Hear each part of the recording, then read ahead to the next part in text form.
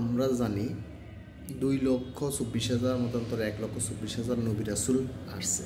সবাই তো আর কিতাব পায় নাই। কিতাব আমরা জানি যে 104টা, বড় 4টাই বলে, ছোট সহিফা বলে বা ছোট ছোট কিছু খণ্ড আসছে অন্য 100 জনের কাছে। তো সবাই কিন্তু কিতাব পায় নাই। তো যারা কিতাব পাইছে আল্লাহর কাছ থেকে ডাইরেক্ট, এদেরকে বলা হয় নবী এবং রসুল।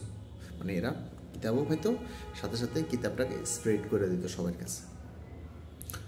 আর যারা রসুল, বাকি 1 লাখ বা 1.5 লাখ, এটা আল্লাহ ভালো জানে অ্যাকাউন্ট, ওনারা রসুল, ওনারা আসে স্প্রেড করত। তো আমরা জানি যে যোগে যোগে যতগুলো কিতাবে আসছে সবাই একসাথে আসতো।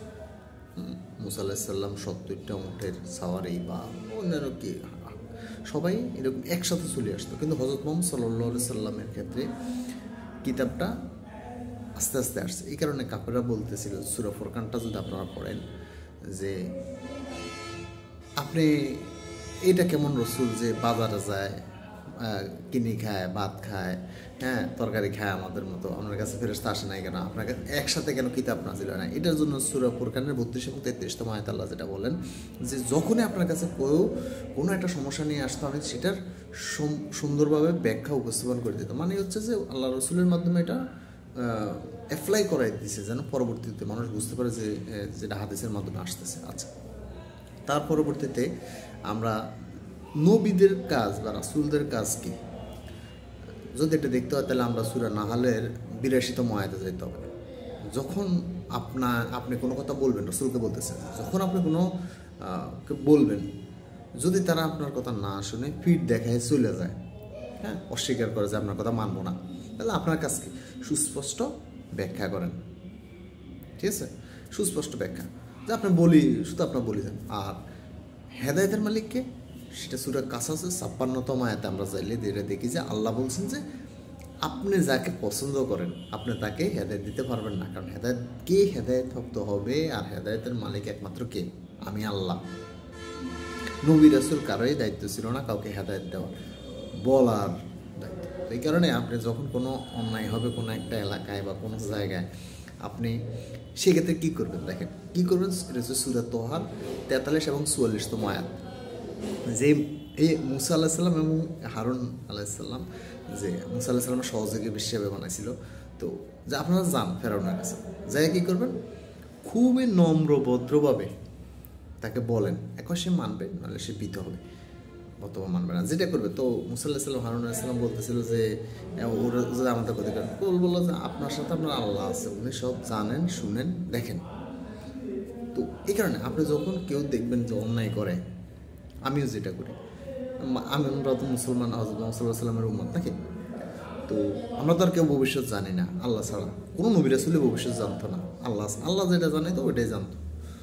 তো আপনি যাবেন, বলবেন, তাকে তার কানে পৌঁছে দেবেন, জাস্ট আপনার কাজ এটাই। যে অন্যান্য যুগে নবী রাসূলদের শুধু দায়িত্ব ছিল, কিন্তু হযরত মুহাম্মদ সাল্লাল্লাহু আলাইহি ওয়াসাল্লামের প্রতিটা উম্মতের দায়িত্ব বলা। আপনি বলবেন যে ভাই এটা অন্যায় হচ্ছে, এটা অপরাধ, সে যদি মানে ওকে ফাইন, না মানলে সেটা আল্লাহ দেখবে। হ্যাঁ, আমি তো বা আপনি তো তাকে জোর করে ফিরে সোজা করার কিছু নাই। তো এই কারণে বলি, যখন সূরা দুখানের 13তম আয়াতে আমরা যাতে দেখি যে একজন রসুল আসবেন, যে আফসুস, ওই রসুল যখন আসবে তারা কেউ চিনতে পারবে না, চিনলেও তাকে মানবে না। 13তম আয়াত, সূরা দুখানের 13তম আয়াত।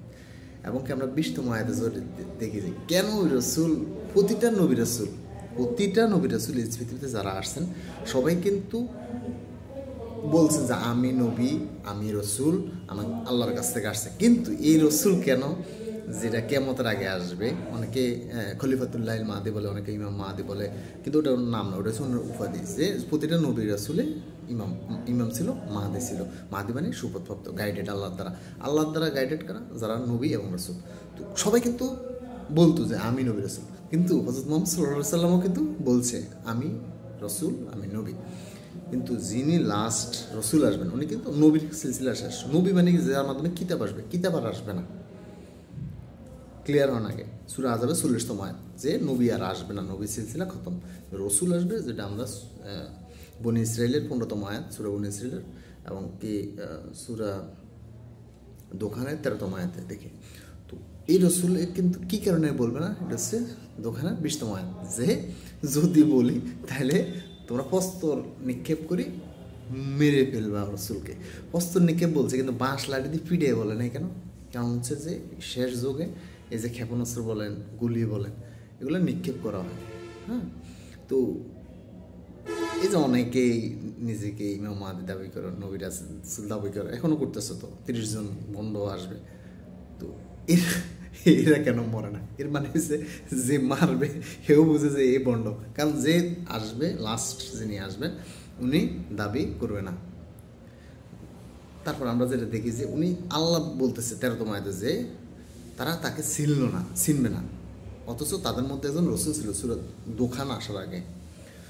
এবং কি 21তম আয়াতে যখন দেখেছে লাস্টে উনি গিভ আপ করে বলবে আল্লাহর কাছে যে আল্লাহ এরা পথভ্রষ্ট, দোয়া করে দোয়া দিবে, তারপরে দোকান হবে। এটা আমি বলছিলাম আগেও।